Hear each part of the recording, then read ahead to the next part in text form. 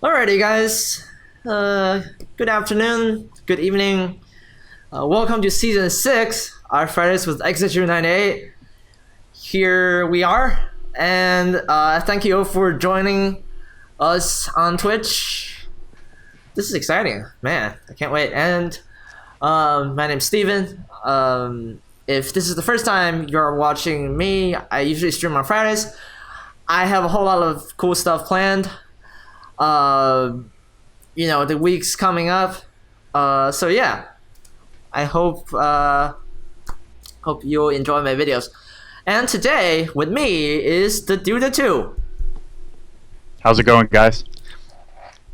Alrighty. So how are you doing? Good. I'm excited to do this game. This is my favorite game. I'm glad you chose it. Oh yeah, I gotta be honest with you. I hadn't seen this game before. Like, I hadn't gone much into it, but yeah, this was a really famous game, and remarkable as well. And a few of you guys probably already know something about theduddha2, but just in case people are new to you, tell us a little bit about yourself. I started doing YouTube Go videos 3 or 4 years ago, and basically, I got into the game and went on YouTube and found that the only people on YouTube were just really strong Go players, and there wasn't, I felt uncomfortable listening to the stronger Go players, try to explain the game.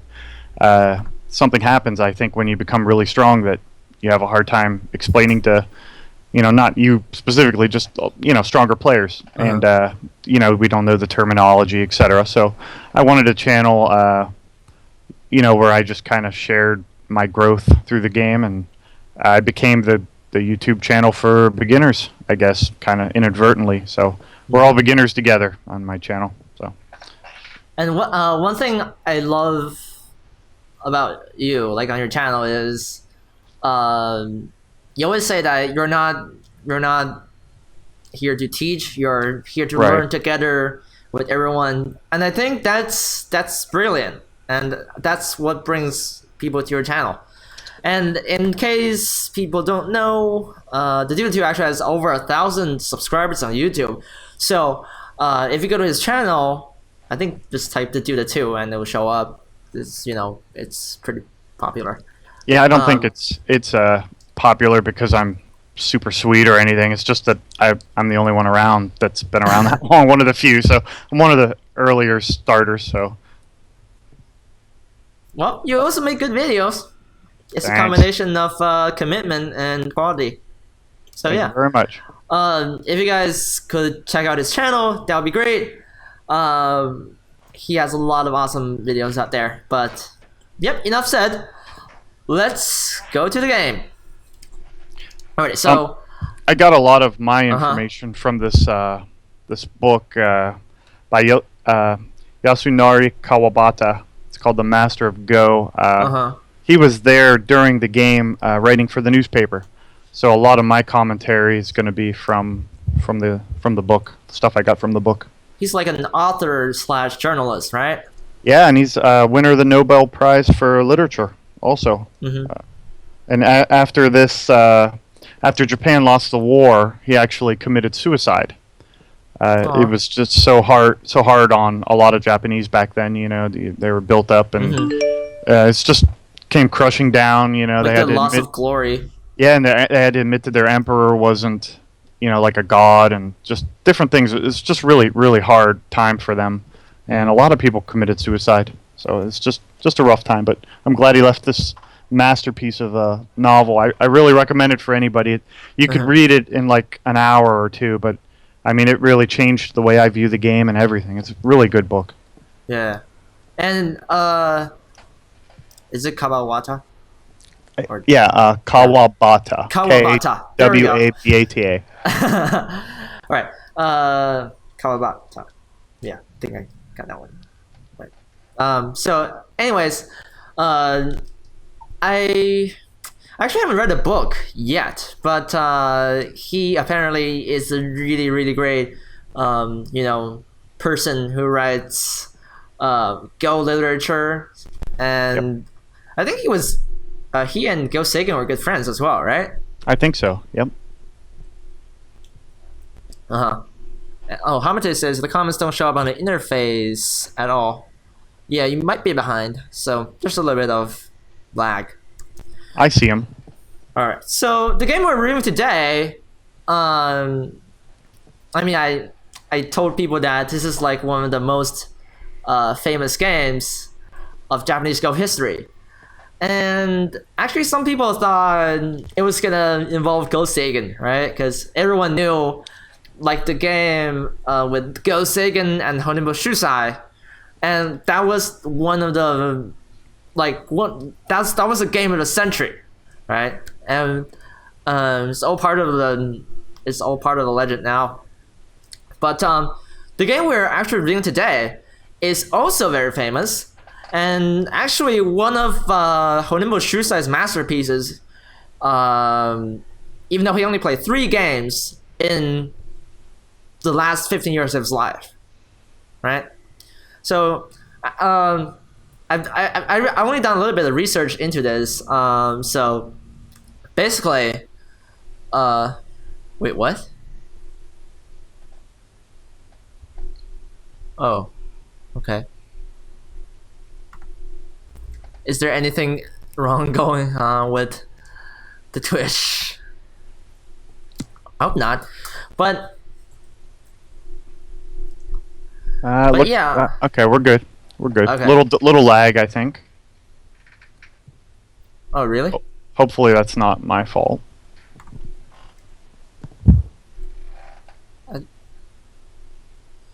Dropped frames. There's a little lag. Not sure. Anyways, if you are experiencing lag, please let me know or refresh. That would be fine. So, where was I? So, Honinbo Shusai was basically the last like, what do you call it? Like the Hereditary. Hereditary. Yeah, hereditary. Honinbo of all time. Basically, he was really famous, and he was really good at Go in his early years, and he was really he had a high prestige in the Japanese Go society, right? And so it's very different from like Go today, because you can just challenge your friends, invite them to a game, and then walk away, no matter like winning or losing, right? So, Go back in like early 20th century Japan was very different. Like it was really, really significant, and like the value of each individual game, and games could take much longer than like the games today, right? They can take months, they can take years, and if you lose, that basically means loss of reputation, right? So like back in those days, you don't want to lose games easily, right? And We'll get into that Hamate. Hamate's talking about some of the stuff I got notes on. We'll get into all that goodies, hopefully. now Shusai is because he was really old too at the time of like playing this game. His health conditions were not very good, so one thing he did, which we don't do a lot nowadays because we want to finish the game in one setting, was he could just basically adjourn the game, just basically saying, okay, let's call it a day, and let's play sometime else, like maybe 5 days later, right? So, something like that.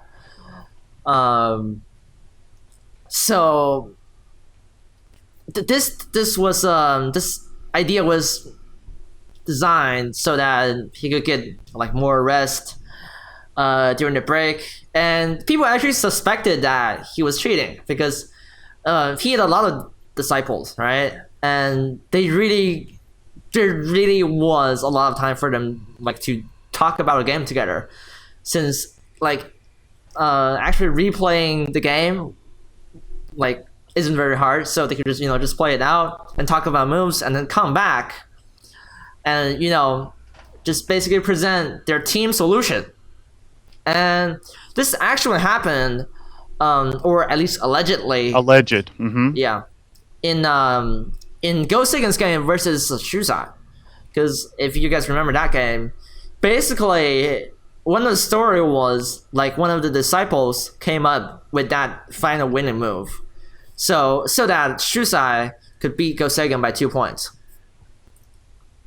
right? So Kitani and Go were like very good friends. So and Kitani himself was very pissed off that Shusai could do it, since he's the old guy, he's the respected one. So he requested that moves should be sealed. A time limit was the big deal. Or like a time limit, essentially. So he couldn't adjourn the game whenever he wanted without. I believe originally they were scheduled to play every 5 days, and I believe it was 12-hour sessions, which is pretty crazy. And the very last move was to be sealed. That was what Kitani insisted on these, and there were times throughout when Honinbo Shusai tried to tweak the rules and stuff, and Kitani was very insistent and had some issues. Yeah. So, where was I? Sorry, my fault. I just forgot what to say. That's okay. That's fine. But basically, Kitani insisted to, enforce those rules, and Shusai had to agree, right? Because he was the challenger, and it was like a fair deal. And like if you disagree, people are gonna suspect you of cheating before, so he couldn't do that. And actually, how there are many like good Go players at that time, right? How did Kitani get to challenge Shusai? Well, actually, he announced that he was going to play one more game, and then he was going to retire. And at the time, the newspaper wanted a sensational game. They wanted to sell their newspapers and stuff. So basically what the newspaper did was had a tournament, and the winner of the tournament would get to play Honinbo Shusai. So all of these really strong players got together and played, and Kitani actually beat both of his masters at the tournament, and one of his masters lost to Honinbo Shusai recently and really wanted some payback, but Kitani was just such a strong player. He ended up surpassing pretty much, he was one of the strongest players of the day, bar none. And him and Go Seigen were just crazy strong. So anyway, he won the tournament and won the honor of playing the Honinbo. Yeah, and Kitani at that time was only 29, and well, if you like nowadays, if you start playing Go at the age of 29, it's actually considered like a really old age, because nowadays kids go crazy. Right. But at that time, Kitani was really like young compared to Honinbo Shusai, who was I think 64 at that time. I have him at he was 60. He's 67 when he died, so 64 at the time. Yeah. If you could imagine a 64-year-old playing a huge match nowadays, it'd be like unheard of. It's considered a young person's game nowadays. Was back then too, I think. Right. Because of course, people have like their primes, and like afterwards it starts to fade, right? Primes are in their 20s nowadays, I think. Yeah. And yeah, so given this huge age gap, let's see what happened. Yeah, definitely. I know. The first day they were each going to play one move. Uh-huh. And then they were going to go to a banquet, just kind of honor the master. And so they each played two moves. The second move was sealed, so white actually sealed the first move, and then they went to a banquet. And oddly enough, the newspaper had four masters of different games. For like a showmanship. There was a master of chess. There was a master of Shogi? Shogi. The master of Go, and there was a master of a game called Renju, Renju, and a master Uh-huh. of another game called Takagi, Takagi, and they were all there to kind of honor the Go master. I thought it was an interesting little tidbit. Yeah. So, yeah, and back then, like, when these newspapers were selling quick, because like they would publish the moves, right, like on the papers, and it would basically be like the only way for you to find out what moves were played if you're like a huge Go fan. By the way, there are a lot of Go fans in China, or Yeah. like Japan. Sorry. Yep. What is no. So basically, as we go over this game, keep in mind that actually only pointed out a good point. I made a mistake in preparing this demo. Back then, there actually wasn't any Komi. Correct. Yeah. So essentially, Black would gain an advantage by playing first. It's a lot different from nowadays. So, like as we go over this game, just keep in mind that the modern Go is kind of different from like Go in those days. Yes, a lot more territorial. Yeah. And yeah, in the old days, you actually had people like actively playing 5-5. I believe that was Kitani himself.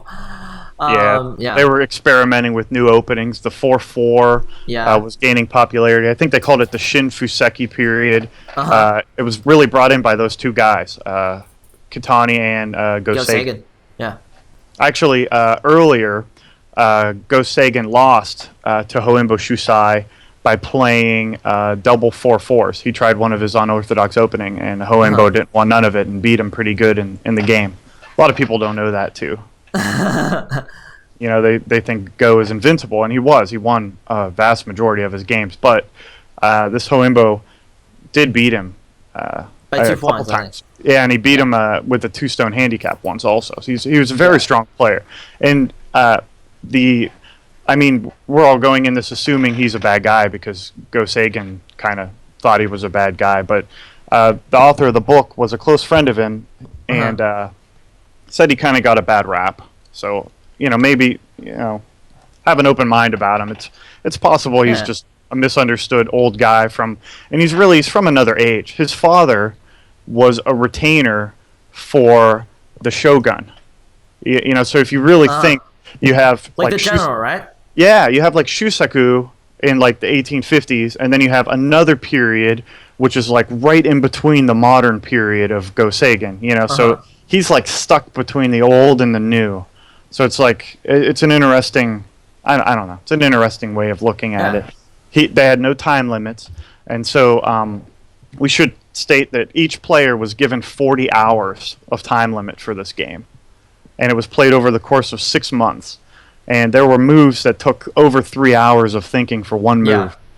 So that's probably part of the reason why it's such a masterpiece of a game, is because you could say that they really both played their absolute best. You never have so much time. Go ahead. I'm sorry. Yeah. All right. Oh no, that was fantastic. I actually didn't know that before. All right, I got all kinds of goodies like that. Hopefully, I don't take away too much with my history. All right. So I guess that's a good response to Peter Lovelace. So summary is that Honinbo Shusai is old, a scoundrel, and can decide the details of how the game is played. Kind of. Yes. We see what happens. Yeah, how about his answer? What is that? White 2? Are you kidding me? What? Like black, right? You have black 1 on there, right? Yeah. So wait till you see Like, if anybody doesn't know the game, can you guess what white 2 is? I guess like, well, because like Honinbo Shusai was really a fan of Komoku, right? Yes. Like he was, the idea back in those days was really just territory, and Right. if you get the outside, you don't really get anything like concrete because it's just potential, right? Correct. And so I guess it would have been Komoku, right? Where though? Ha. So White 2 actually played on the same side as Black's Komoku Stone, which is kind of okay if we like turn the board around. They're kind of occupying opposite sides, right? When was the last time you saw an opening like that? I don't think I ever did in a real game in my short. No. This is pretty strange. I could already see how this game is gonna go. But I think it was surprising how Kitani actually played Komoku. And check out this move. Another Komoku. What is going on? I mean, Kitani was one of the pioneers of the Shinfuseki, right? So the idea was you're gonna play Star Point, you're gonna play Tengen, or all kinds of crazy stuff like that, right? But Kitani really surprised everyone just by playing the 2 Komokus, and I think we might just attribute that to his solid style, because Kitani's playing style is basically like, I just play solidly, I don't give you any chance, I will win. That's basically his style. And yes, Peter Lovelace for Komoku stands for 3-4. And Star Point is basically 4-4. The one of the little black dots on a board. And yeah. Oh, more people are joining. Nice. 44 viewers. Awesome. Woohoo! Hey, thanks for watching, guys. We are reviewing a pro game. If this is the first time you're checking out my Go channel, please feel free to follow me on Twitch. And actually, I just got a message on Skype. Please follow me on Twitch, and I have another channel on YouTube. It's called the Nova League. Just check it out. Anyways, quick shout out. All right. So Xavier M02 asks, isn't Diagonal's opening like that bad for Black? I actually need to check out this screen. Make sure. I think it's bad for Black nowadays because of no Komi, correct? Yes. It's hard to control. My interface is dropping comments. Oh no. Oh, the chat fixed it itself. What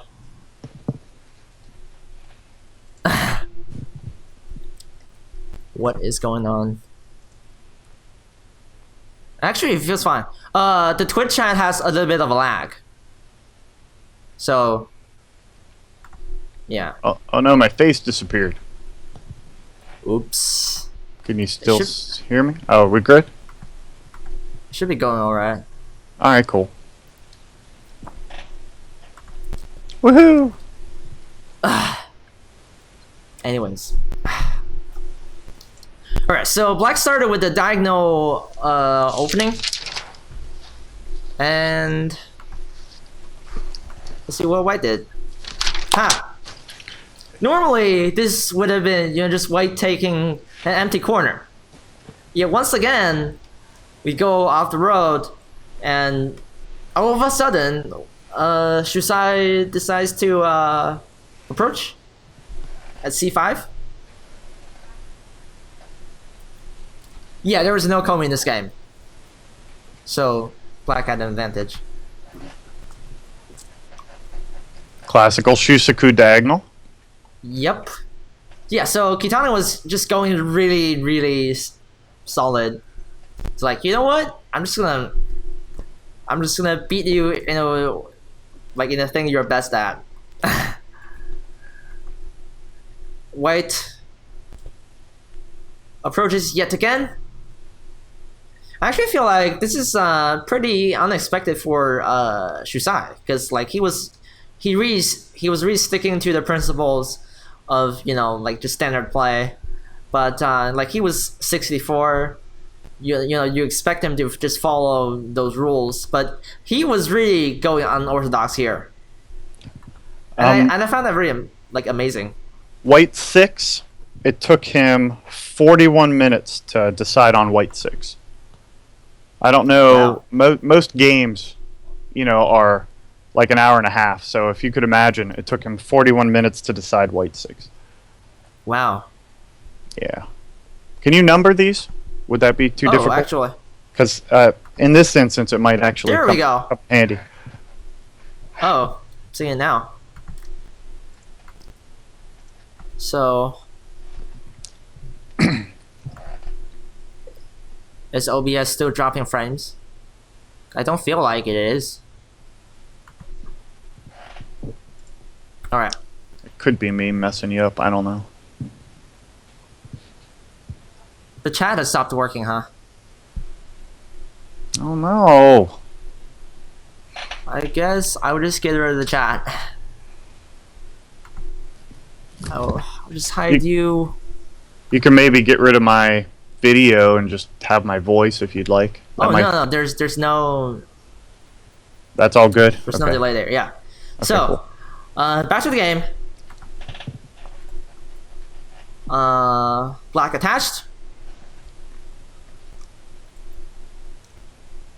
This is pretty standard, right? Yes. White plays the tiger mouse. Normally, this is one of the standard Josekis. As you can see on the board, black just jumps out. White extends on the side. We see a lot of this, right? Mm-hmm. So that was kind of the idea of like modern Go, but black peeps. That's in Joseki books, but I've never seen it in an actual game. Yeah, it's actually pretty rare. And now I've been looking up a few like Joseki variations. I've seen white connecting. That's pretty straightforward, right? Black just Yes. Black Kosumi's at Q15, and white extends on the top side. Now, basically, this is still acceptable for both, in my opinion. Black gets a free peep, but there's no such thing as M17 now, because white's pretty solid, even though he is kind of like a dumpling shape. Alternatively, white can just take the outside. Now, the point of the peep is black can actually Hane, and that's kind of the point. Now, if you block, right, black's going to cut. This cut works because we already had the exchange here. Right. So instead of connecting, white actually played the triangle move. So black can cut. So that's kind of the point of the peep. And once this happens, look at that territory for black. Yeah, good territory for black. Kitani's dream come true right there. On the bright side, white does get a lot of good outside influence in this variation, right? Right. He's gonna kind of Hane and keep the pressure on. So that kind of things happen. Of course, black can strike back by tarrying, but eventually I'll have to come back and fix the cut point at... oh, you guys want to turn the numbers off? Okay. Yeah, go for it. All right. Yeah, so White eventually can still get a nice outside, and Black needs to fix that, because if he doesn't, then White cuts. Ooh, Right? yeah. No good. That's gonna be pretty severe. Yeah. So that was kind of the idea. What did White play? P15. Now this is also actually kind of old Joseki. We haven't been seeing this a lot in modern day games, but Black Hanes. Now, if White blocks, this is going to be very good for Black. Yeah. This is too good. And like, notice the difference between this move and that, like the previous variation, right? Now Black has to capture 2 white stones, and there's not much White can do. No Aji. Guaranteed corner. Big one. Yeah. So, White's correct move in the game was 014. Oh, we just removed the numbers. Yeah. And alternatively, I think someone like I think it was Go Sagan who pointed out. I'm not sure, but the normal continuation is M17. So in this case, Black just gets solid topside territory. White gets outside influence. Hey, so it's interesting because like Kitani is usually the one taking influence, and Shusai is like usually the one favoring territory. So this is interesting. And Black in the game extended at N18. So how do you feel about this game so far?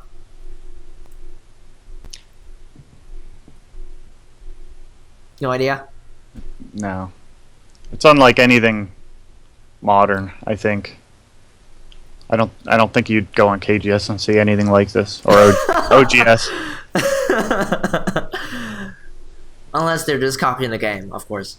Right. It's like doing April Fool's prank. I don't know. I mean, is it normal to leave the C5 by itself? Don't you want to respond to that like right away? Normally? Actually, White can Tanuki here, because well, Black's gonna come back at D6 in White Tanukis, right? Right. But so let's play this out. So Black can do this, right? But Right. White can also jump out. So Oh yeah, I have seen that. Okay. Yeah. Yeah. so Right. Black can kind of cut off this stone, but it's in Gote, so White's gonna be fine. Okay. Good deal. All right. So the people are asking, is that a pipette in the background? You talking about me? Yeah. Let me. There's a see. sword. I'm pouring some sea. Yeah. If you remind me afterward, I'll pull the swords off the wall and let you guys check them out. Nothing too crazy. Martial arts master. Yeah. Well, not a master, but I have a black belt in a couple different styles of martial arts, and playing Go has got the same setup as a martial arts, and it's kind of like a mental martial art in my opinion. So that's why I want to get my black belt 1 Dan equivalent in Go, and then I could say I got my black belt in mental and physical. Yes. Kind of nerdy, I know, but what the heck? Nobody's perfect. White in the game played the 2-space low enclosure. Now, we've seen this before in Go Sicken versus Shusai. I don't know if any of you guys have seen that game. But anyways, Shusai goes back to his style. Territory. He likes that. He likes that low space enclosure. He really likes that, actually. Yeah. So normally you'd think, it's time to just take the corner, right? Because 3 corners have been occupied. White's got the bottom right. Black's got the top right. The bottom left is kind of divided. Why not just take the empty corner, right? It's kind of strange because in the game, Black actually played at Q14. Jeez. What is going on? Like, did he think it was a free move? Like, does White have to He doesn't have to really it's not a free respond to move that, per right? se. And actually, when he was asked about his move, Kitani actually said, "I just want to play solidly." Wow. And people are saying, "You know what, dude? You're way too solid." It's almost kind of like, just chilling out. You'll see. There's a spot in the game where he shows just how solid he's insistent on playing when they build a huge wall, and he just played a move and completed the wall. Yeah. It seems like just for no reason other than to just complete it and to make sure that the Honinbo doesn't have any tricks up his sleeve, and it was like just crazy, like even more solid than I would play, and I try to play solid, just as a matter of fact too. Yeah. Crazy solid. Yeah. Yeah. So because normally you just take the corner, right? And well, when Gosegan was reviewing this game, he actually pointed out one thing, which was basically R15, and followed by R13. Now, this is not something I would have come up with, but this is actually a pretty nice shape move. So, actually, it was the very opposite of last Friday. Yeah, this was very different. Nuclear to Suji. Are you master nuclear Suji? Alright. But yeah, the point is, in this variation, white does get some good shape if black tanukis, right? And as we can see, he gets a pretty decent right side. So there's that. However, most people, like nowadays, still think that Q14 is just a little bit too chill. So, what does white do? He occupies the empty corner. And people might wonder why he's kind of. Yeah. And people might wonder why he's doing this, right? Like why don't he just take Komoku or even 3-3 the start point?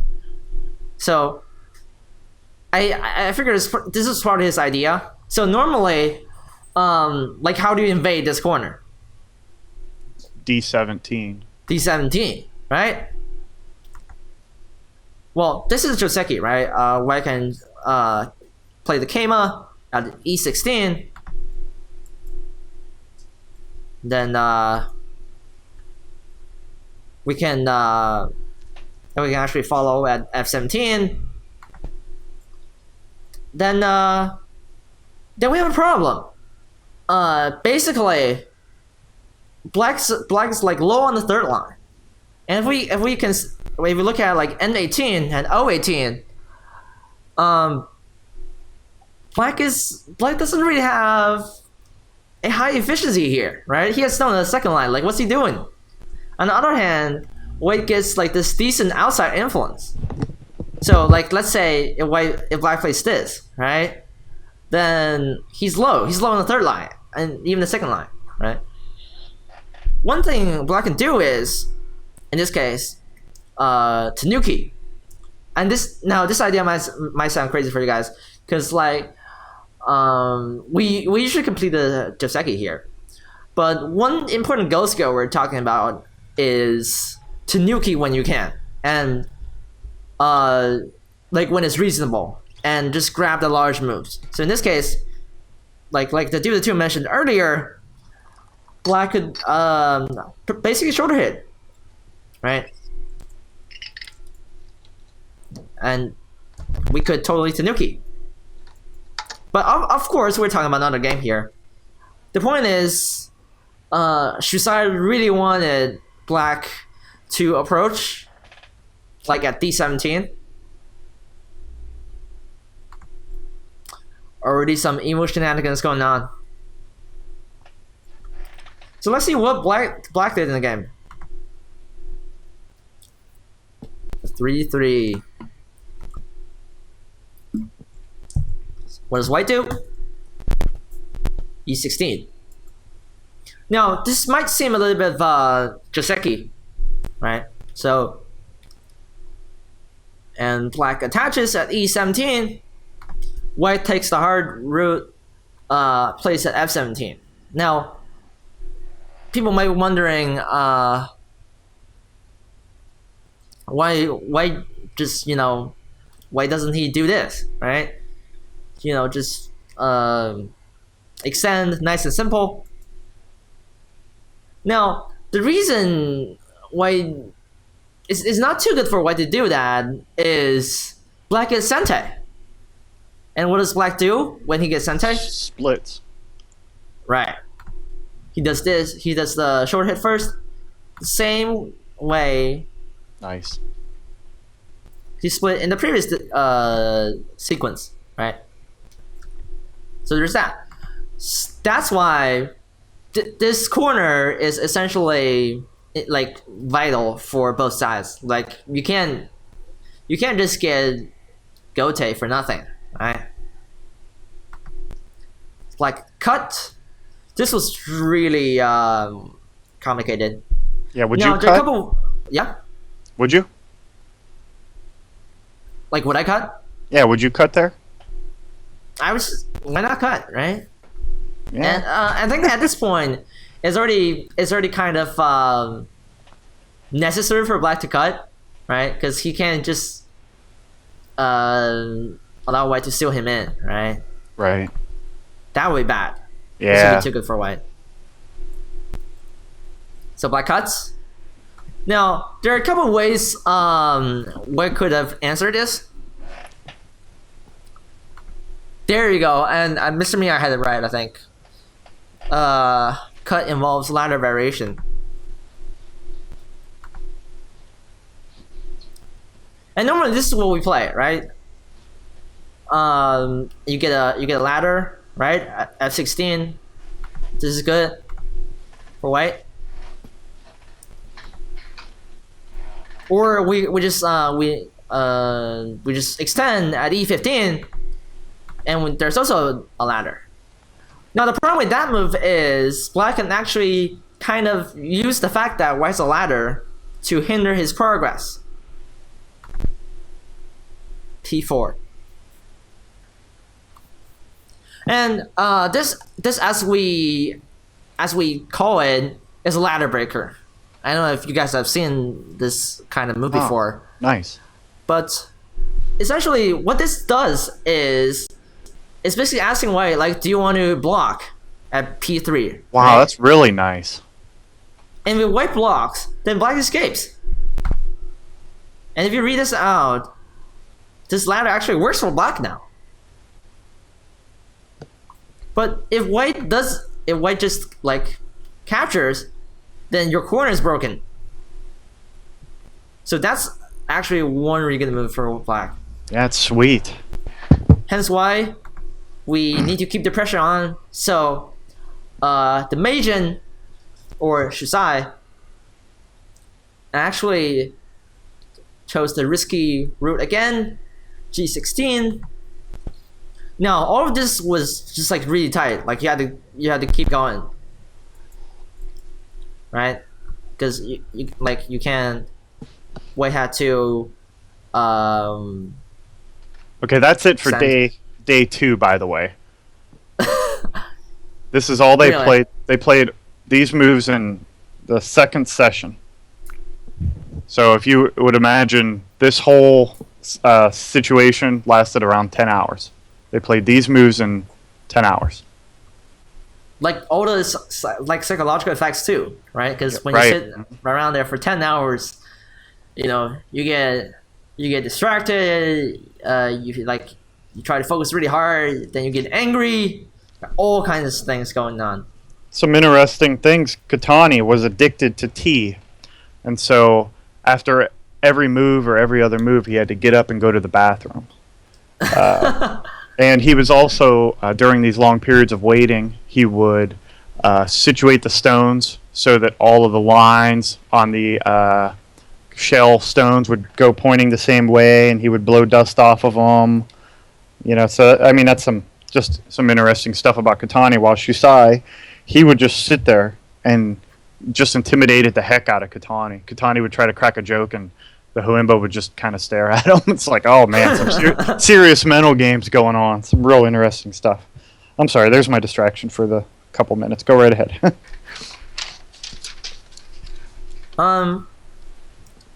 Yes, this was really intense. Like throughout the entire game, this was really intense, right?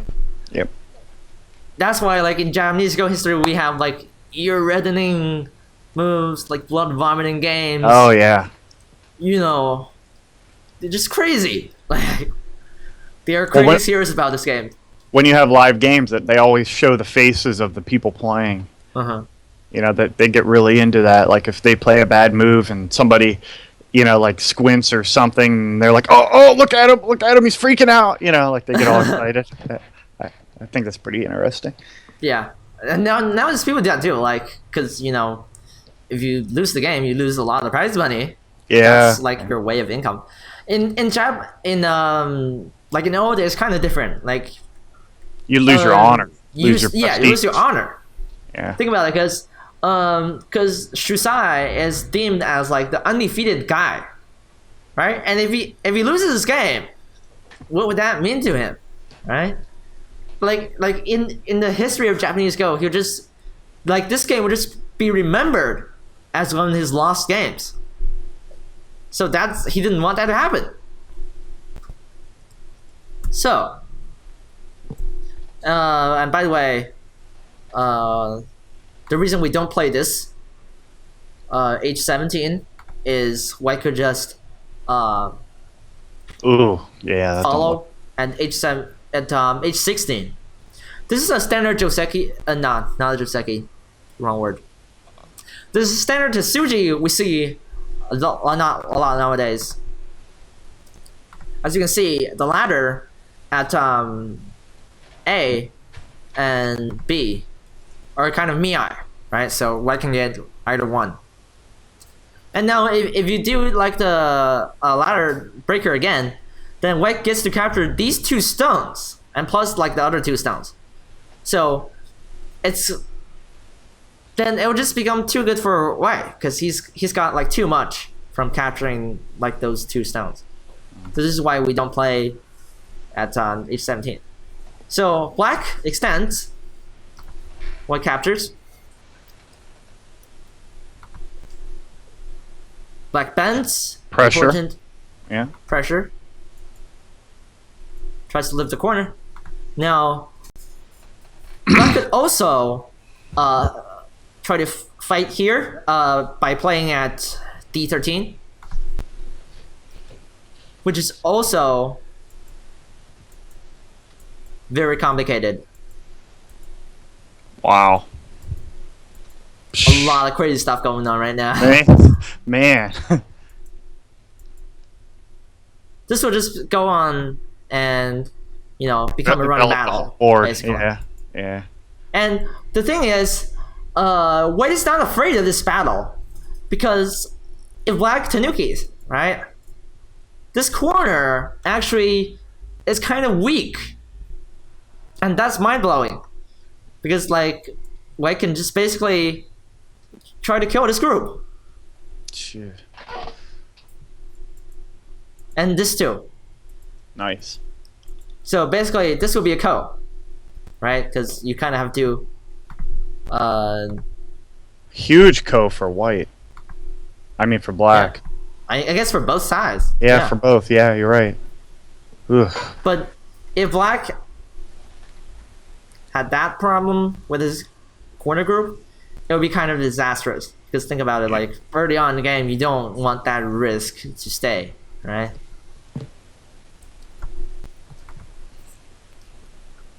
So, yep. White played at C16. Black tries to lift the corner.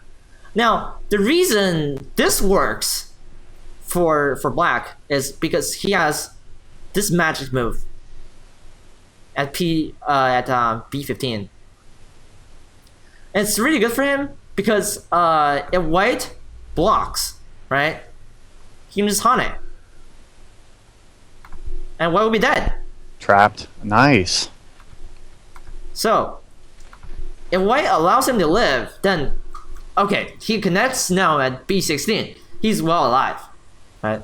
Even though he won't play that, of course, because he still needs to take care of the 4 stones in the center.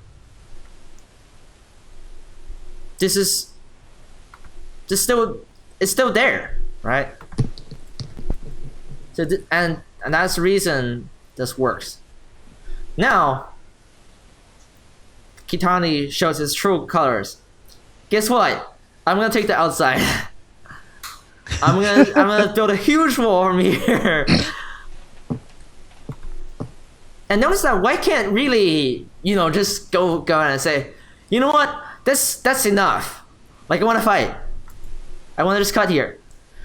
Now, that's not too good for white, because we're not sure how this is gonna go, right? And it's hard to see like a winning path for white. Actually, it's hard to see like winning path for both players. Like this is very complicated. It's like they're both playing so well. There's no weaknesses. Yeah. So what does white do? Okay. You'll take the outside. I'll take the 3rd line territory. You don't get nothing. Because, it's not territory. Like, it's not cash. You're only getting credit here. So this happens. Now, white could have fixed, like the little magic move at B15. Right? Yeah. Because like if white nukes now, then white can kill this, right? Because like this move doesn't work anymore. White can just connect. There's nothing. Oh, nice. Yeah, nice. So what's black do? Something awesome. He can still enclose the outside. Because the problem is, even though this corner is kind of dead-ish or like alive-ish, we can't really like say what will be going on in there. But if this happens, right, black actually has a really nice move at K17. So this is sort of like a splitting attack. This move is kind of just basically demanding the 5 white stones here to escape, right? And while he does that, black gets to separate the 2 groups. So that's a really nice move there. But what does white do? Push again. It's like you could imagine a battle of wills. He's like, well, I'm going to push again. And then the other dude's like, you know what? I'm going to push again too. He's like, how far will you push? I'll push all the way, buddy. Well, the downside of this for black is obviously like the original, shoulder hit and stuff we talked about earlier. Yep. Is no longer there because you're basically just sending this stone back to his space. Like now, white's all connected, right? No weaknesses whatsoever. So black peeps, white connects. Now, normally, you would think, okay, black's got a nice wall, right? Okay, hold on a second. If you go back to 43, this ended the 3rd day. Wow. And a little interesting tidbit, the Honinbo said, the time's done already, and they said yes, and he said, how many moves did we play? And they said, you both played 16 moves in 12 hours. And he said, 16? Could I have played so many moves? Like he thought he played really fast this day. He played 16 moves in 12 hours, and he couldn't believe how fast he played. So if this gives you an idea, he's known as a really slow, deep player, and the tradition of playing slow is, I believe it's a Japanese tradition from that same group of people that he kind of came from. Old school, Yeah. So it's interesting, I thought. Little tidbit. Okay, it's kind of hard to change that, though, like at that time, because he was the strongest. So, yeah, there's no time limits. Yep. You know, you could just take his time. You know, they'll play a game over the course of a year or something. You know, just chilling. Quit whenever he feels like it. It's good to be the king. You know, it's good to be the man. And if you don't like it, you're gonna Tough. you're What are you gonna gonna suck do? That's right. it up. Yeah. So, well, I guess this will be day 4, right? Correct. So so White just connected as 46, right? Correct. And normally you would think that it's time to get something on the bottom side, right? Because Black's got a nice wall. Why don't we just get a large point? And okay, maybe White can kind of cut Black apart. Now that's really good shape. But hey, like what Black is a huge point here. Like K4, this is not bad at all, right? K4, yeah. What does Black do? Boom. That's the example I'm talking about right there. He's like, and when he did this, there was buzz in the newspaper. Like everybody's like, Kitani's not taking any chances, and they're all like, how newspapers are. They're like, the master really got his hands full. He can't pull any tricks on Kitani. Like they were all excited about it. Yeah, and this move actually got mixed reviews, right? Because people were saying like, why'd you do that? Like, because White just got a large point there in the game. Shusai just played at K4. It's like, okay, now you're just dumb. Yeah, I think most people agree that White's a little better off at this point. Yep. Let me check my OBS real quick and make sure that it's working. It's lagging a little bit, isn't it? Yeah, it is strong. That's kind of classic Kitani. He's known as like a very solid, slow and solid player. Yeah, and I actually think he was really proud of this move because it didn't give White any chances to break his wall. Now what does he do? Classic, right there, right what you talked about. K17. Totally predicted that. Well done. I didn't. So, what does White do? Oh, that's scary, man. Isn't that scary? I know, right? Something bloody is about to happen. He's the master, man. He read all this out. He got nothing to worry about. He's a man. He's like, okay, you want to attack me? Okay. It's like, bring it. Now, as Ghost2nd pointed out, N15 would actually be a really strong move here, because of like the K17 stone. Oh yeah. Black actually pull out, and this is mind blowing. Like he could just literally split White. Wow. This is actually gonna be pretty tough. Yeah. The game. What does Kitani do? Let's fight.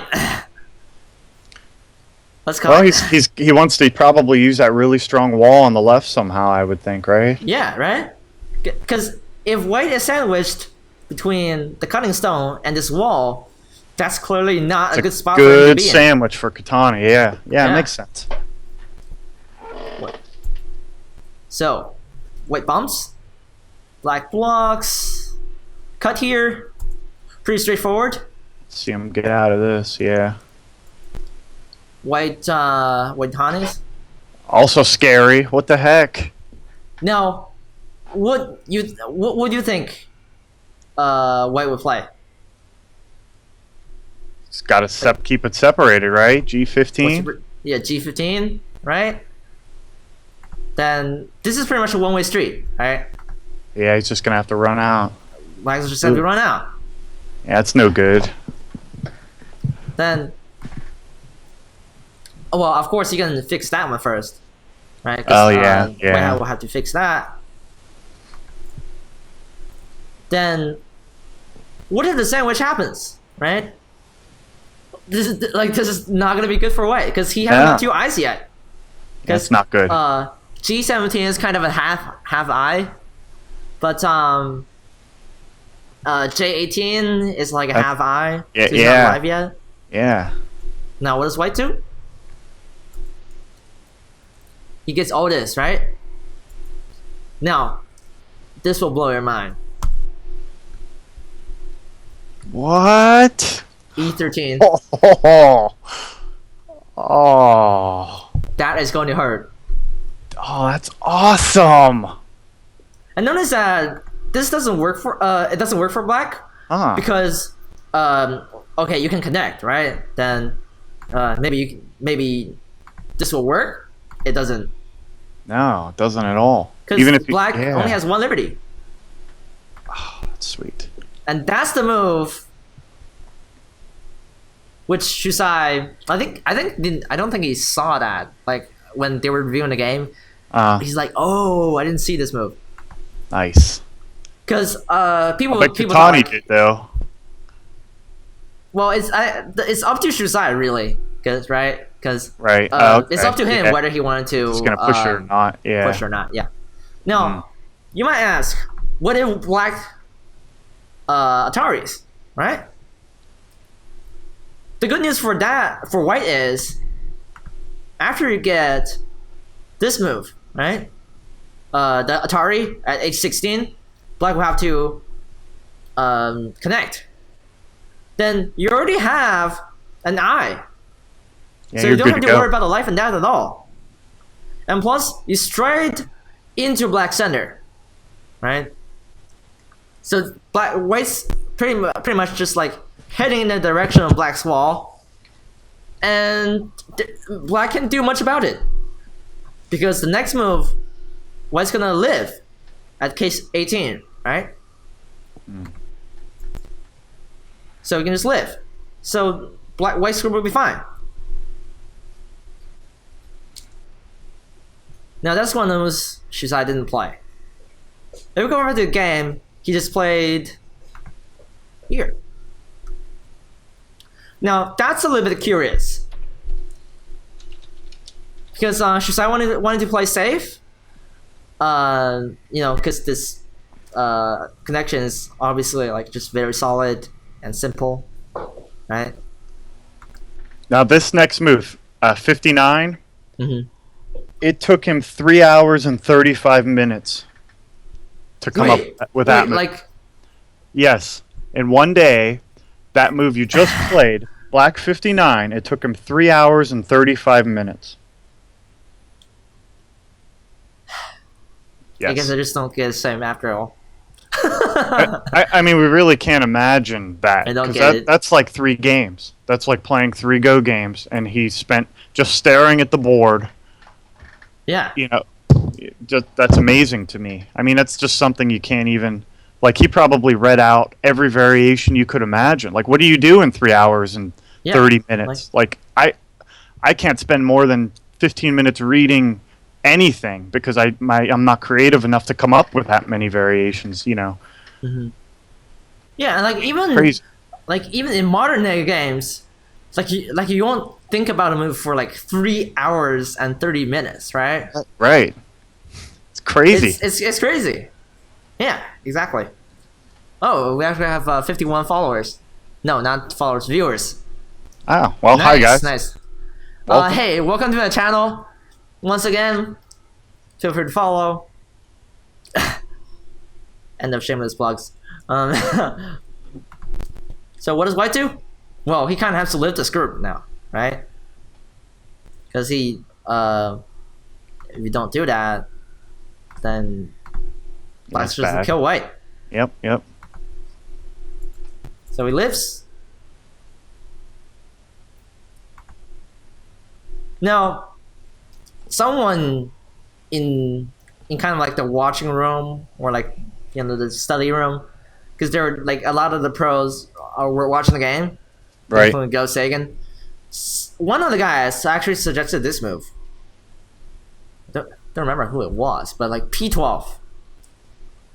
This would be a really good move because it kind of threatens white to fix the weakness in the center somehow, and black would get a decent structure on the right side. Right? So R16, Q14, P12. Very nice coherent structure.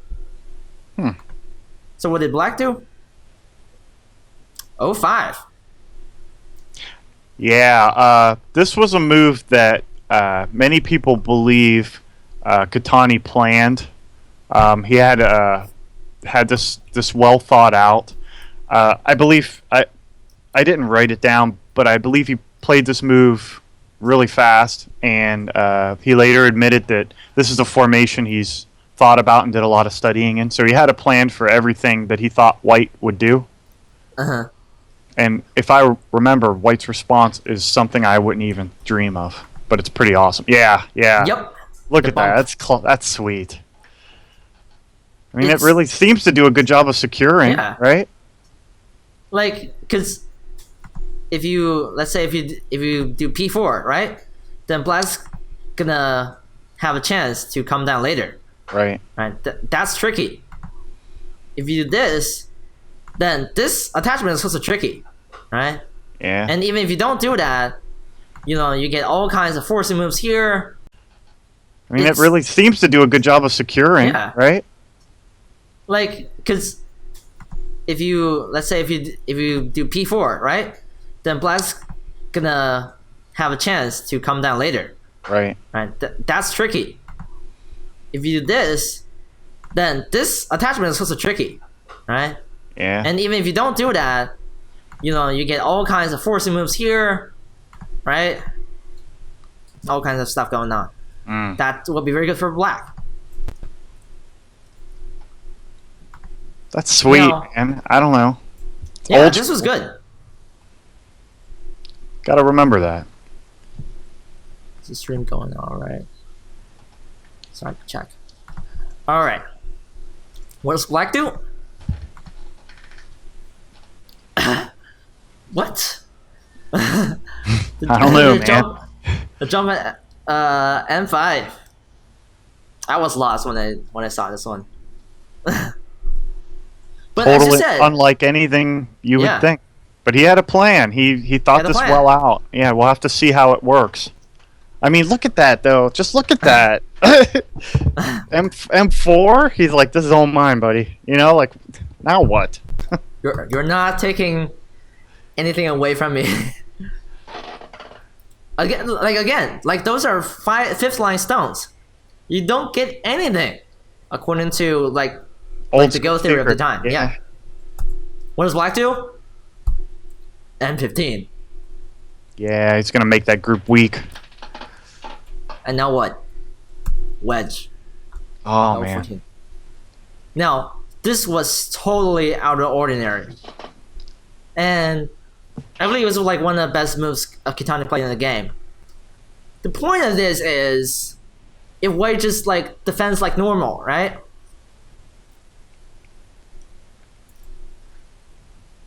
Black can actually Atari there. Now, this is very mind-blowing because all of this was planned. And I didn't know that when I was preparing this game. Wow. Now, if white Ataris, black can Atari here. Now, you can't do this, right? It might be good shape for white, but that's bad. Yeah. So you have to connect. Then this Atari is also Sentai, right? And after white connects, black can pull these stone back. And notice that because of the Q14 stone, you actually can ladder this stone, and also because of N12 actually. So white's in trouble because of the two stones already in there. It's gonna be very easy for black to connect his stones together. And if white split in half, then what's he gonna do? Man, not looking good. It's gonna be going down, right? It's not gonna look good for him at all. Yeah, but the master don't go down, man. This just blew my mind.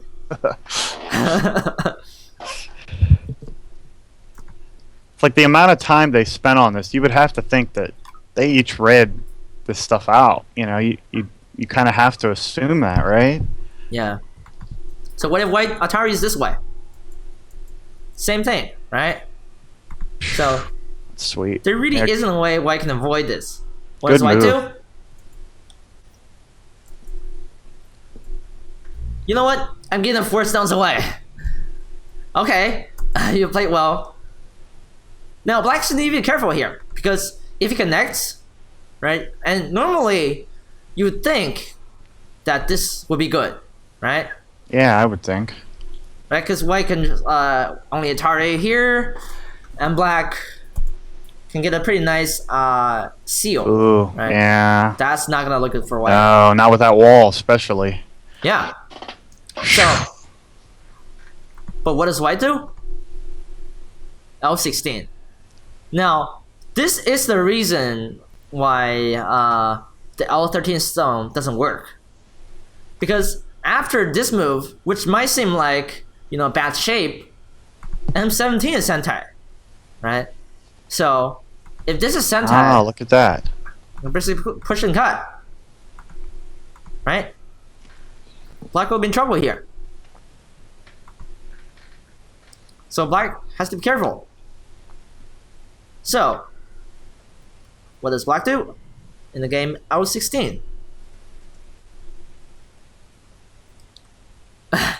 Oh yeah, Valdavia says 15 minutes to learn the rules and entire lifetime to master. Yep, very true. Yep. You might not even master it. Yeah. Yeah. This is really hard. Yeah, a lot of people don't give these older Japanese professionals, I think, their credit. You know, a lot of, you know, there's the whole, you know, like a 7 Pro back then is, you know, like a 1Q today and stuff like that. I mean, there's really no way to know that, you know, to compare. It's just a different way of playing. A lot of people don't. A lot of people say like the old Japanese players, they didn't read well and all this stuff. But if you really look at some of these games, these guys were really strong. This is like deep yeah. reading. Yeah. And I bet all the modern pros have studied this game. Yeah. I would Like, say. if you want to be a pro, you have to go over all the classic stuff. I would say so. Yeah. Right. So black does this. Now, if you Atari, then you fall into the same old trap. So white Atari's from the outside. Now, this is a trade. Black gets the 4. Yeah. White loses something. Yeah, I remember. Yeah. Yeah. This is kind of lost. Well, white gets Sente. Now, what does Kitani do? You would think. Oh, jeez. Yeah, That's- man. You would think. Well, this is not what he played. Yeah. Because If white tries to run out, he's yeah. ladder. Well, not really, but black could just pull down and sandwich him, Yeah. correct? Okay, yeah. Yeah. So normally you would think you would try to gain some kind of fast-paced framework on the right side, right? This is kind of the modern Go theory, Right. because you wanna spend the fewest number of moves, and you know Get some just get a cash. ton of territory in like two moves. And why do we like this now? Because it basically just occupies most of the side in one move, right? So, and in the future, black can get R5 as well. What does Kitani do? Anything.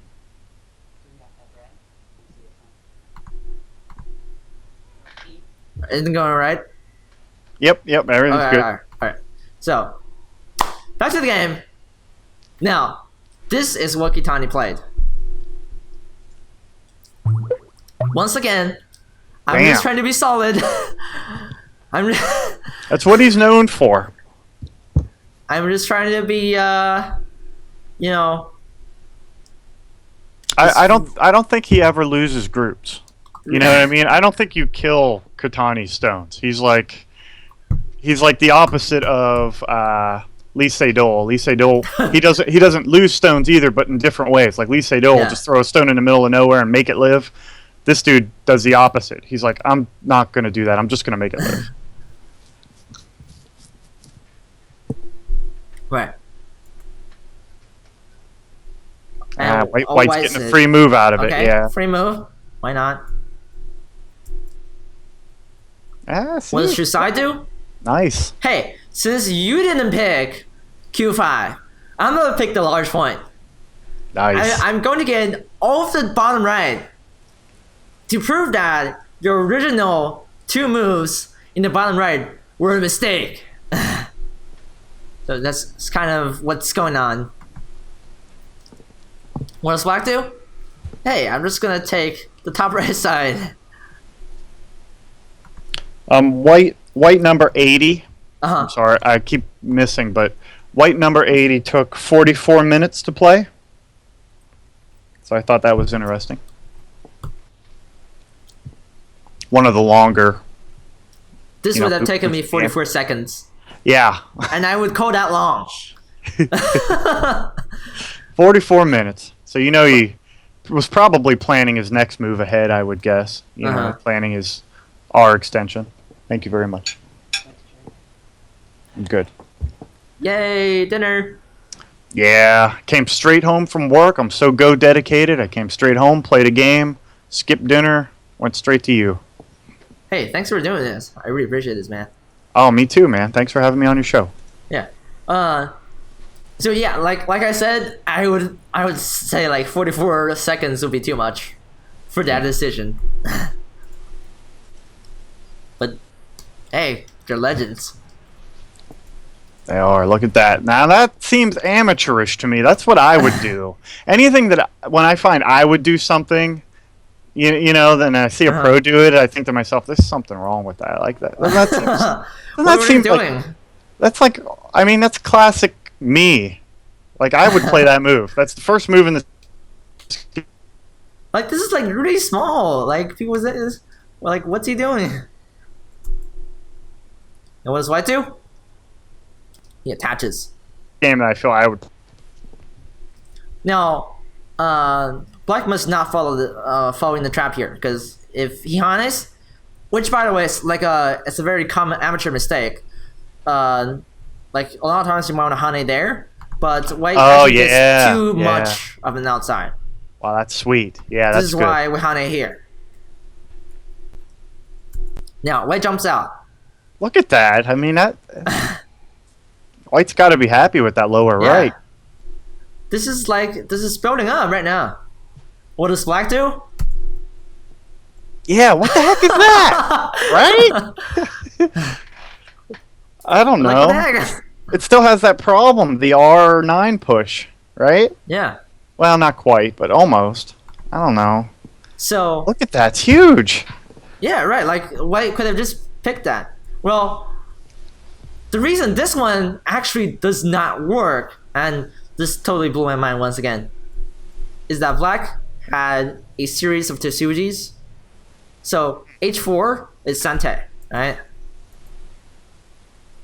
Oh wow. And yeah. 4, and this. Now look at that. Now. Oh man, dang. If white just blocks, right? Black can actually Atari. And push down. And he gets all that nice outside. It makes you wonder, was that a part of his plan when he did that one freaking space jump like 30 moves ago? Like, did he foresee something like this? Was he like, you know what, I'm just going to let white extend to the left, and when he does, I'm just going to pop on top. You know what I mean? Makes you wonder. You don't think about the move for like 3.5 hours for nothing. Right. Yeah. Yeah. Yeah, right? I don't know. Sweet. So, good stuff. White says, hey, dude, I'm going to capture your 2 stunts. Too much. Oh, yeah, they don't look in good shape now. Like, you played 4 moves in a row on the right side. This is what I'm going to do. What does black do? Threaten the undercut. That makes sense, right? That makes sense. I can get a huge move. Why not? Now, white attaches here in order to get black a very concentrated shape. Now, the normal mistake one would make is this Atari.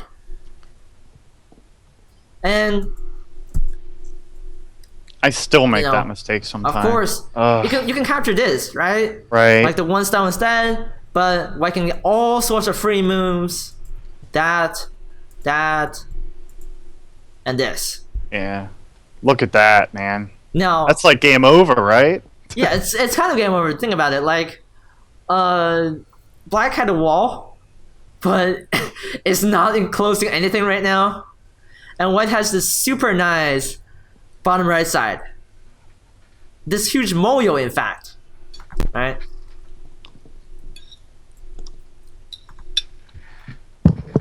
So, what does Black do?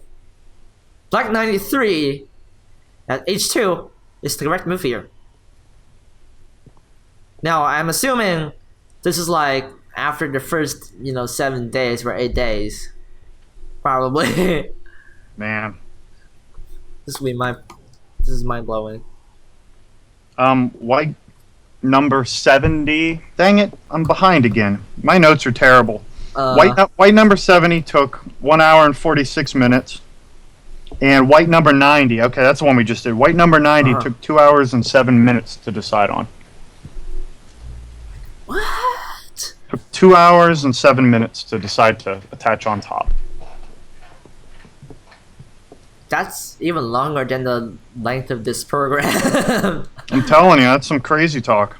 Hey, guys, you are seeing a super accelerated version of this game right now. I can't tell you accelerated by how many times. One more. I got distracted when I brought food. Food will do that to me. But black number 69 has been called diabolical. 69. No idea why. Oh, yeah. Oh, yeah, we talked about that, yeah. That was crazy. Yeah, it's been called diabolical. Like the human couldn't have came up with that. That had to come from the pits of hell, like that move. Alright, so back to the game. Black played at H2, which was actually the correct move here. Now, this was a key move. Because by playing the Atari at G2, even though it seems that Black has lost the H5 stone, right? We have to note that the endgame positions there are huge, right? So like, all kinds of jumps at K2, annoying annoying by any means.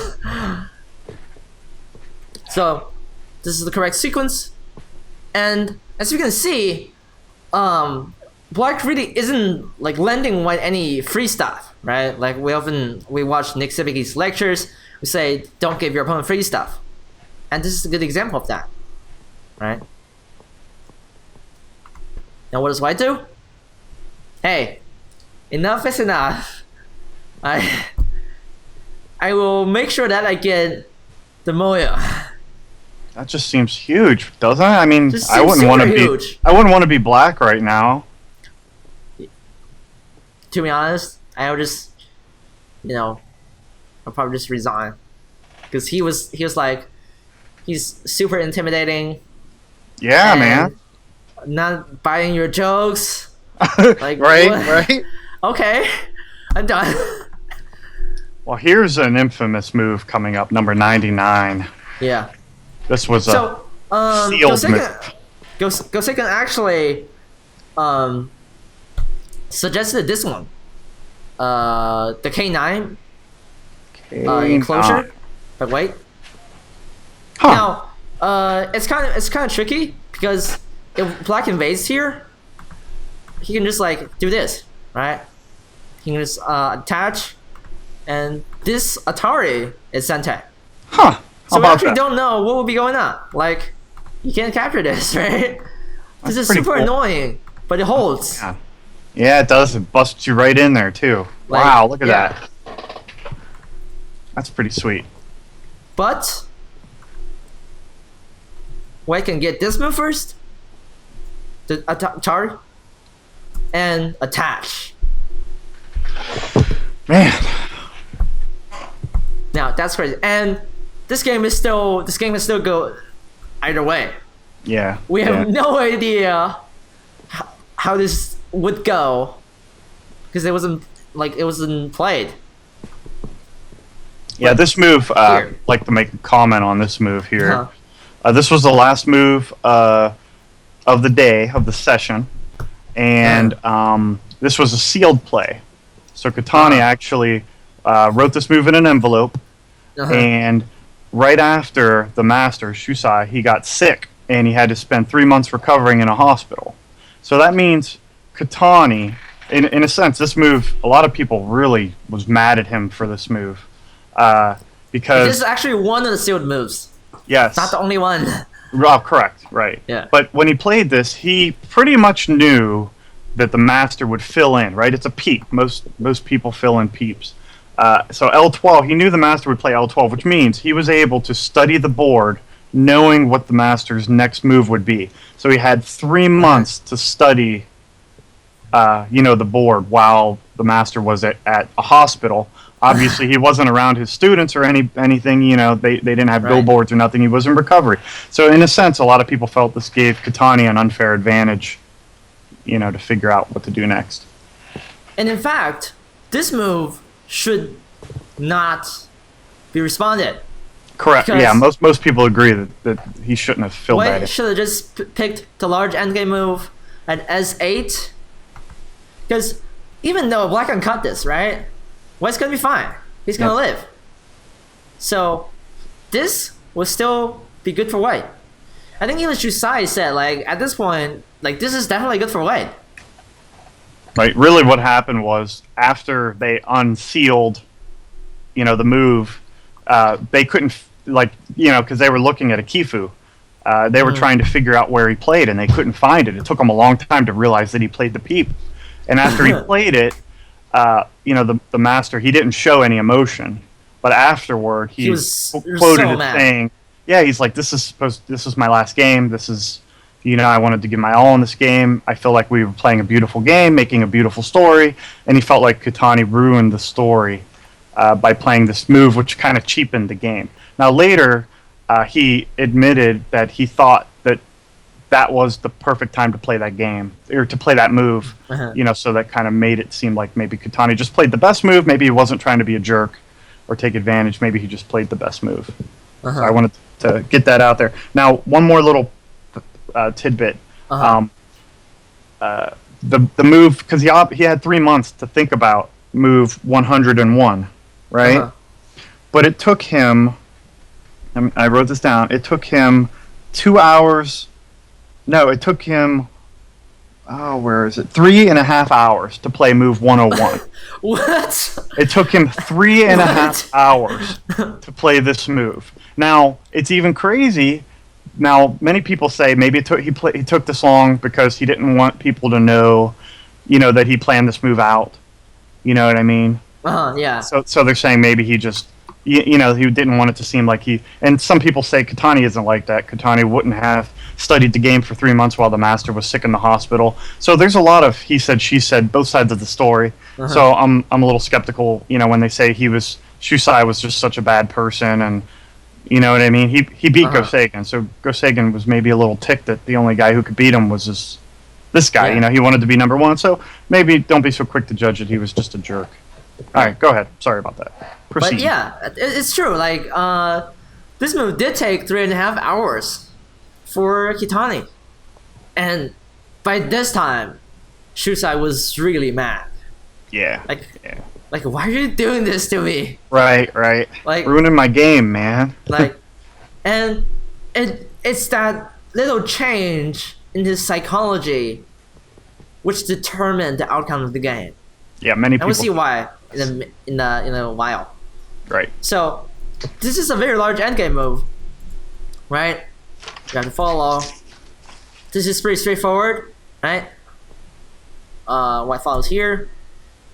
Now, Black gets the large move at B4. This is very huge. Think about it. If White gets B3 or C3, right? He would basically just take half of the corner. 1 hour and 3 minutes for that move. That move I actually think is reasonable.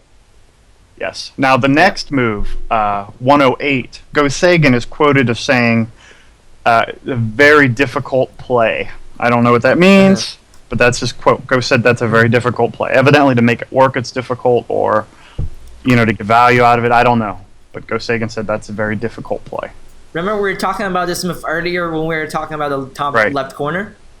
Now, this fixes the little trick at B15, right? And interestingly enough, it also damages Black's influence here a little bit, right? Like just a little bit. But it's very subtle. So now Black has to fix, which he did in the game. Of course. Nice. So he had to lift the corner. White gets a large move. Okay. Alright. Now, Black P10 is very important. This is like when the game became really intense, because like it's close, right? And both players need to focus very, very well.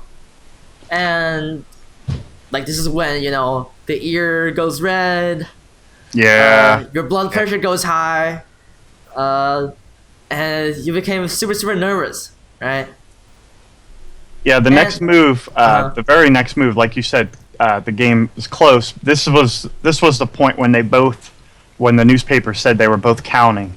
Like they knew they were counting because they were nodding their heads while they were counting.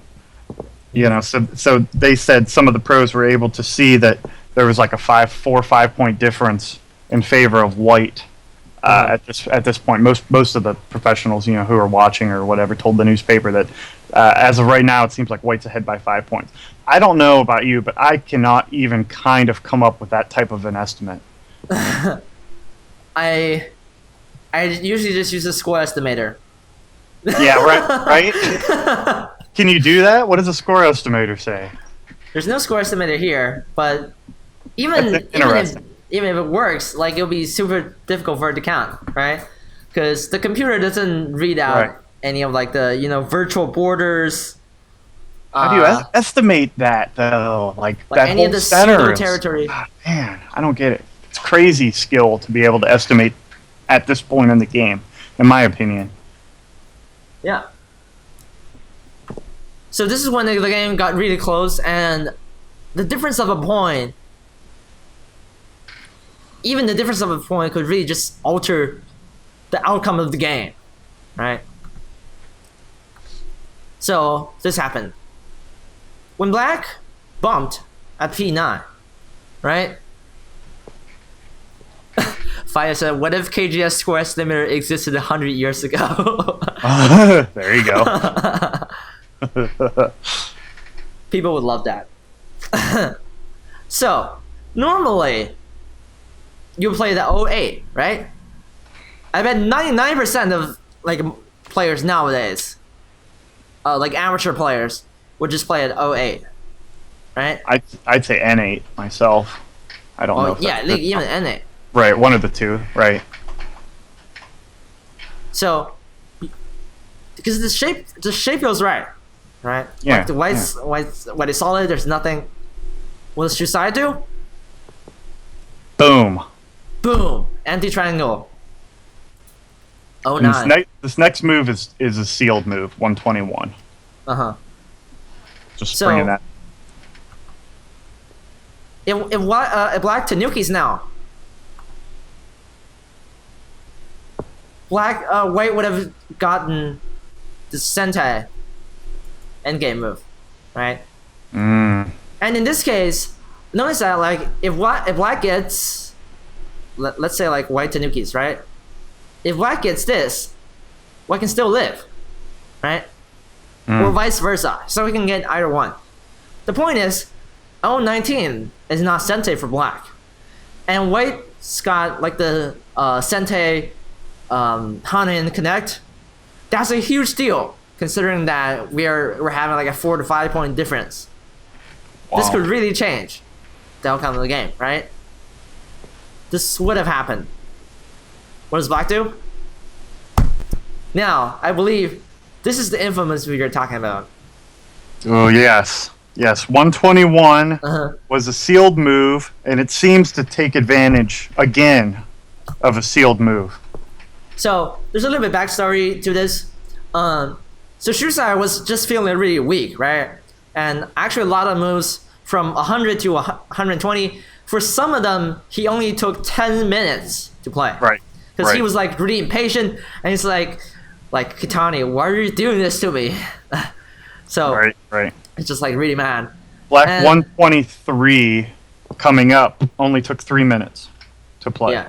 Which is really fast considering they've been spending 3 hours on a move. Right. But 121 was the sealed move, and like we read earlier, there's only one answer. Yeah. Totally. Basically, just kind of struck the Meijin. Yeah. If you like. Yeah. Like it's like.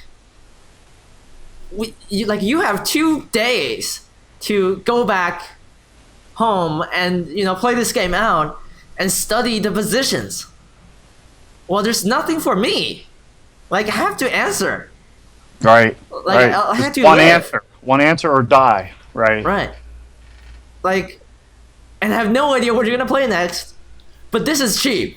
This is like very you cheap. wonder, did he wait till the sealed move? Like he waited till the end of the day to do that? You know what I mean? Like he's like, I'm going to play elsewhere, and then when it's my turn, I'm playing there, and then I'm going to go home and study it. And there are all kinds of claims about this, because like, people say like, he was going like, because for a lot of moves, Kitani was really spending a lot of time. Right. And right. Shusai was only taking like 10 minutes for like, bum, bum, bum, bum. I'm tired of you. Like, but Kitani was really taking a long time. But one thing he did do was he interrupted the lunch break for one of the day. Right, because of a sick family member. Yeah. So Shusai didn't get a really good rest. And when he saw this move, he was like, "This is over." Yeah, it's hard. It's hard for like an old man like that, who's sickly and he's trying to play his last game. That had to have been felt like a stab in the back, like a psychological blast, Mm-hmm. Like, this is you were a prick. yeah, it's like, oh, I really hope I beat you now. Yeah. Yeah, it's hard. So White Lips. And after all this, Black comes back. He pushes, and please move at T4. Sente. Now pushes and cut. Now, this is like becoming too much for the Meijin. Right now he's like you're really playing a probing move. Like right now, you're testing my nerves. How about I test your nerves? Yeah, that is considered not only an awesome, surprising counterattack, but also the losing move. So it took him 27 minutes to come up with that. So you could tell his patience are just done, He's just done. Yep. Now, I want to talk about the positions in this territory. So, in White just fixes, right? This doesn't work because Black could cut here first, which is actually a very good Tetsuji. Ooh. Now, if White extends, right? Then I think everyone can read this out. This is game over. Couldn't White just play 07 instead? 07 instead? This? Yes. Well, first of all, this will still be huge, right? You can give those 3 stones up. I mean, can he now play P7? Can now play P7. Oh no, I guess not. Okay, sorry. There's my poor reading. Oh, okay. Oh no, that's fine. I was having a trouble reading this out. Mm-hmm. Here are the few moves I can see though, because we already knew that wasn't gonna work, right? Right. Then we have this. Black and also Atari. Ugh. This will also work because the White connects. right? Push and cut. Yeah, he's good there. Black's good. Man. Now, what would really prevent Black from achieving his goal is actually this 07. Because even though it seems tricky, right? There actually is nothing Black can do about this, right? Because if you pull this one out, then White can play at p5. You'll be fine. There's nothing, right? And then you would go back to the end game. Another way to defend this, and actually Shusai figured out like after the game, was this cut. This blew my mind again. Now, you would think this is like a free exchange, right? But when you just repeat this sequence, right?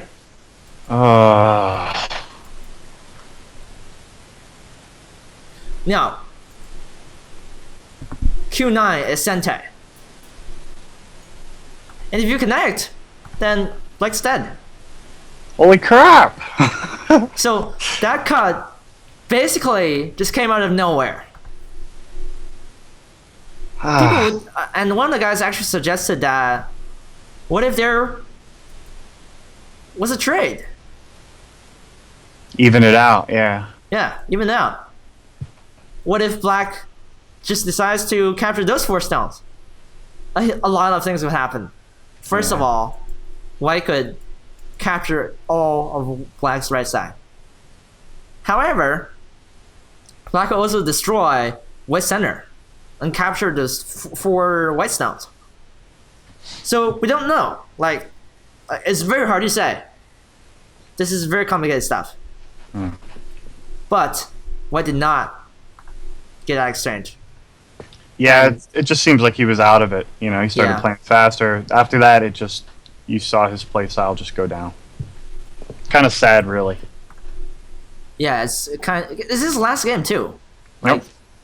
Like his last like real game. Real game, right? Yeah. So, what does Black do?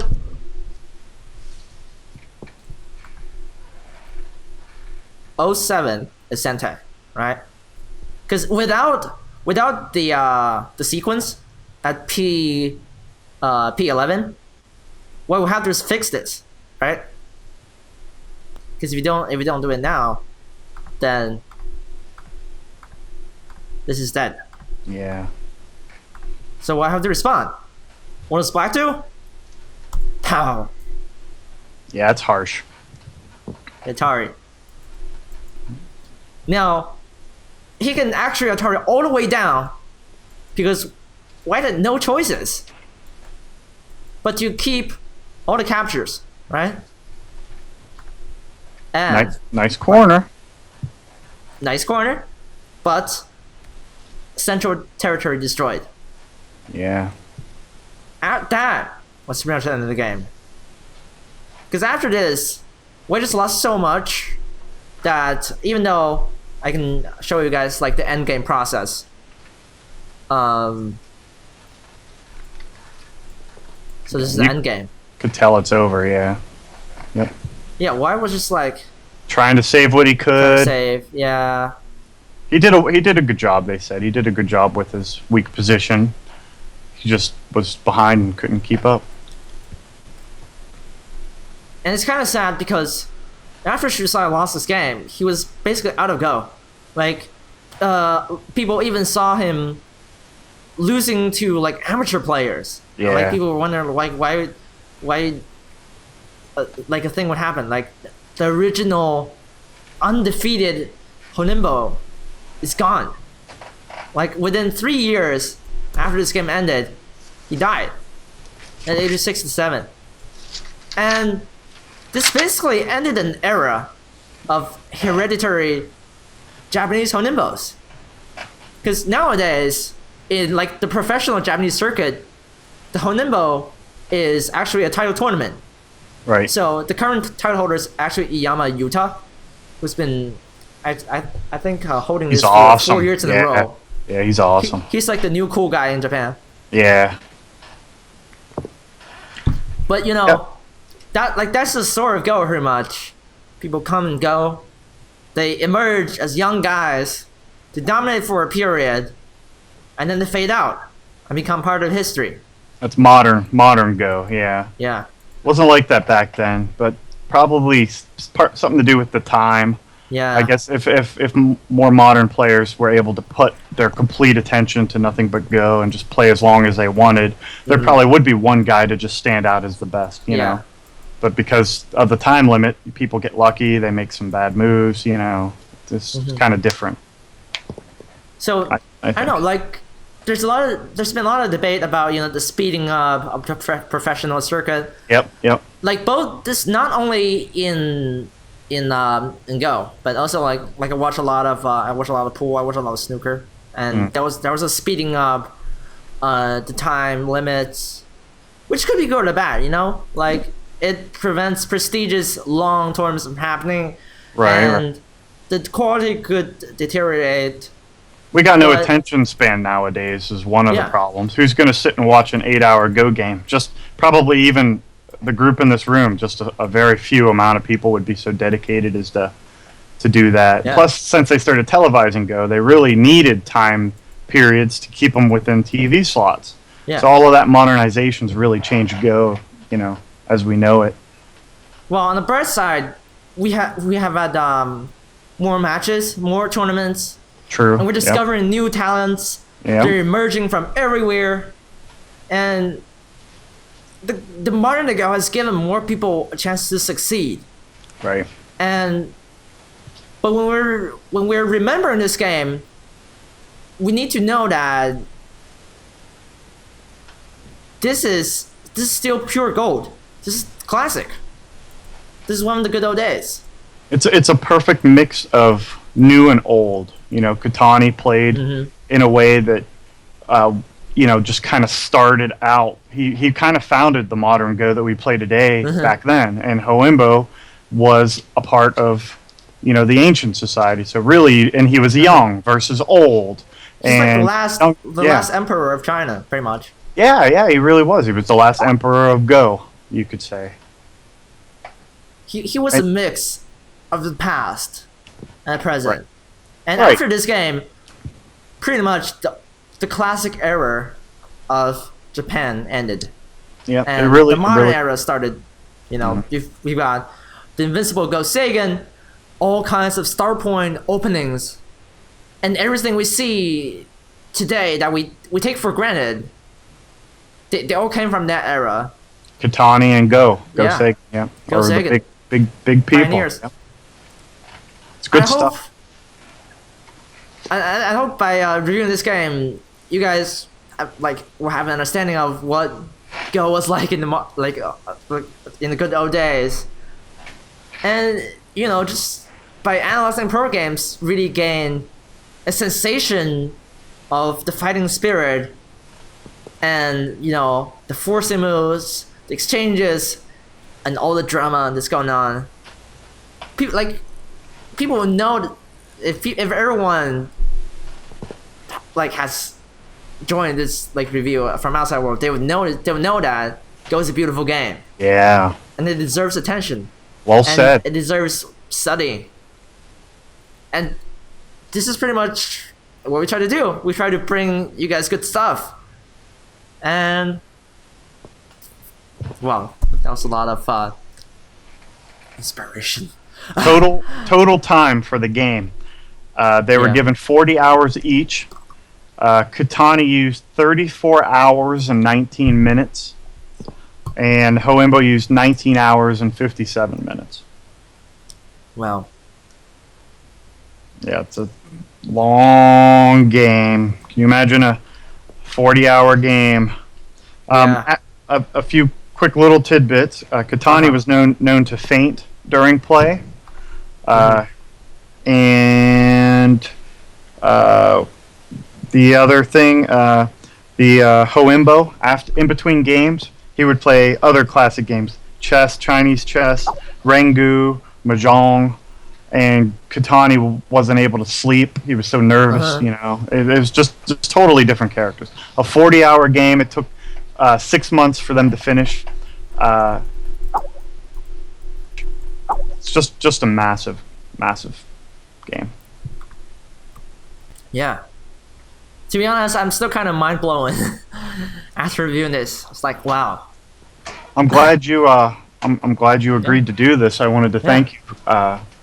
You know, this has been my favorite game, and not many people, you know, be willing to do a review of something like this. So, you know, thank you very much. I'm sure everybody enjoyed it and appreciates this. And this Friday thing, if Fridays weren't so hard on me, I'd be with you every Friday. Believe me, I watch these on YouTube with the Nova League, and yeah, I've even downloaded a few, and I'd watch them at work. You know, I really learn a lot from your stuff. So, and thank you for the dedication too. You know, you've been doing this nonstop for a year. Almost a year. Almost a year. Oh yeah, you got one more is your year. 2 weeks left. Oh man, I hope you got something special for your year. Yeah. Excellent. And that's pretty much all we have today. We have a Critters Invitational game between Farigo and Monk going on. I am about to take a few minutes break, but theduddha2, thank you so much for joining us. Thank you very much. Thank you so much for watching. And hey, I just want to know that you're pretty awesome. And for some reason, me. I skipped your camera view for a few seconds, but yeah. They don't want to look at me, man. Believe me. Hey, but once again, if you want to go to the theduddha2's channel, feel free to do so. A subscription will help him out a lot. Well, he has thousands, but join the army.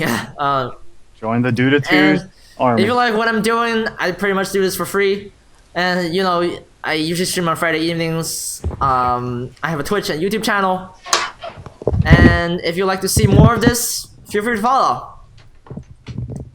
Well, and the sword. Katana. It's the type of katana that the samurai would swing from a horse. I forget the exact name. A daitachi something, but it's big. It's really sharp. It's old school. I'm trained in it. Don't break into my house. You'll probably get the gun first, but this is a backup weapon. That's about it. I know you need time to do your stuff. Thanks, guys. We'll end the episode tonight, and I'll see you guys on the next one. I will announce the details on OGS forum or YouTube or whatever I want. But theduddha2, thank you so much for doing this, and I hope you have a good one. You too. Thanks, man. Take care, Have me everyone. anytime. It's been a pleasure. Later.